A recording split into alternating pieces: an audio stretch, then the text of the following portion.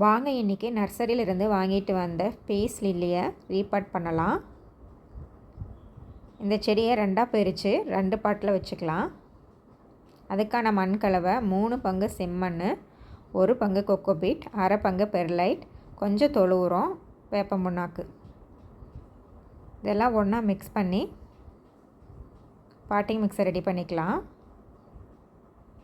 நான் இன்றைக்கி 8 இன்ச் பாட்டும் 6 இன்ச் பாட்டும் எடுத்திருக்கேன்.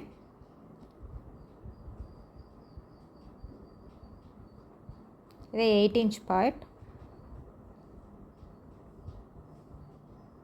பாருங்கள், வேரெல்லாம் நல்லா போய் செடி நல்லா ஹெல்த்தியாக இருக்குது.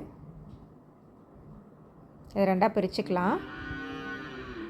இப்படி பிரித்தா வேரெல்லாம் டேமேஜ் ஆகுது. அதனால் இதை தண்ணியில் கொஞ்சம் நேரம் ஊற விட்டு அதுக்கப்புறம் பிரிச்சுக்கலாம்.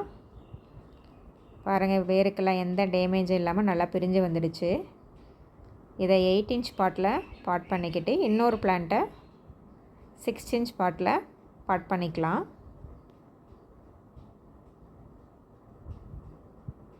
இதில் ஒரு பிளான்ட்டை இன்டோர்லேயும் இன்னொரு பிளான்ட்டை செமிஷேல்லையும் வைக்க போகிறேன். பாருங்கள், தண்ணி ஊற்றுனா தண்ணி ஊற்றினோடனே தண்ணி இந்த அளவுக்கு வெளியே வரணும்.